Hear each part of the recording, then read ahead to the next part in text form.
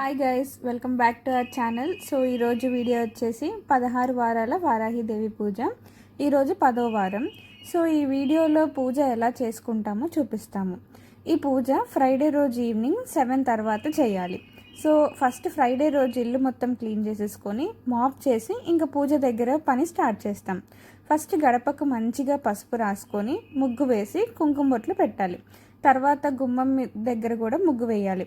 తర్వాత మనం ఎక్కడ పూజ చేస్తామో అక్కడ శుభ్రంగా చేసుకొని పసుపు రాసి దాని మీద ముగ్గు వేయాలి. పసుపు రాసి ముగ్గు వేసిన దాని మీద పీట పెట్టి అక్కడ వారాహిదేవి అమ్మవారి ఫోటో పెట్టాలి. మేము గత 9 వారాలుగా పూజ చేస్తున్నాము. సో పూజ చేసిన ప్రతి వారము కూడా ఏదో ఒక గుడ్ న్యూస్ వింటున్నాం. వారాహిదేవి చాలా మహిమగల తల్లి. వారాహిదేవి చాలా మహిమగల తల్లి. అసలు వారాహి అమ్మ గురించి మాకెలా తెలిసిందంటే, ఒక 5 years బ్యాక్ మా మమ్మీ వాళ్ళ ఫ్రెండ్ ఒక ఆంటీ ఉండేవాళ్ళు. ఆవిడ వారాహి అమ్మవారి నవరాత్రులు చేశారు. అప్పుడు మా మమ్మీకి కూడా చెప్పారు చేయమని, కానీ అప్పుడు కుదరలేదు. సో లాస్ట్ ఇయర్ అనుకోకుండా వారాహి నవరాత్రులు చేసుకున్నాం. ఇంకా అప్పటి నుంచి అమ్మ మా లైఫ్లో చేసిన మిరాకిల్స్ అన్ని తర్వాత ఒక వీడియోలో క్లియర్గా చెప్తాం.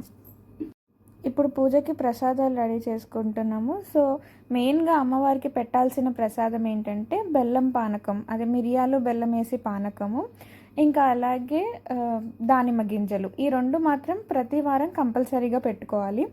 తర్వాత ఏదన్నా ప్రసాదం మన ఇష్టం, ఫ్రూట్స్ ఏదైనా పెట్టుకోవచ్చు. ఈ వారం మాత్రం సేమియా చేస్తున్నాం.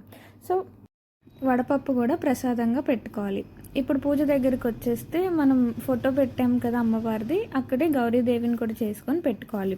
తర్వాత వినాయకుడిని కూడా పెట్టుకోవాలి. మనం ఏ పూజ చేసినా కూడా ఫస్ట్ వినాయక పూజతోనే స్టార్ట్ చేస్తాం కదా, సో అలాగే వినాయకుడిని కూడా పెట్టుకోవాలి. ఇప్పుడు వినాయకుడికి మనం వస్త్రం వేస్తాం కదా, ఆ వస్త్రం తయారు చేసుకొని వినాయకుడికి వస్త్రం వేయాలి. ఇప్పుడు పూజ దగ్గర అమ్మవారికి పూలన్నీ పెట్టి అలంకరించుకున్న తర్వాత మనం కంద తెచ్చుకుంటాం కదా, కంద పూజ కన్నా ముందు అరగంట నానబెట్టుకుంటే దానికి ఉన్న మట్టి అంతా పోద్ది కదా. అప్పుడు నీట్గా శుభ్రం చేసుకొని కందకు మొత్తం పసుపు రాసి కుంకుమ బొట్లు పెట్టి మధ్యలో హోల్ చేసి అందులో ఏ నూనెన్నా వాడచ్చు, నువ్వుల నూనెన్నా లేదంటే ఆవు నెయ్యి అన్నా వాడచ్చు. మేమైతే నువ్వుల నూనె వాడుతున్నాము. అలా నువ్వుల నూనె వేసుకొని 3 ఒత్తులు వేసుకోవాలి కంద దీపానికి. ప్రతి వారం కూడా కంద దీపం మానకుండా పెట్టాలి. పూజ అయిపోయిన తర్వాత ఈ కంద ఏదైతే ఉందో అది పారే నీటిలో వేసేయచ్చు.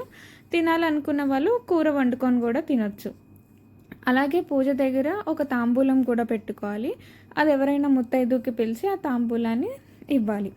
ఇలా పూజా విధానం మొత్తం పూర్తి చేసుకోవాలి. ఓం శ్రీమాత్రే నమః. జై వారాహి, జై జై వారాహి.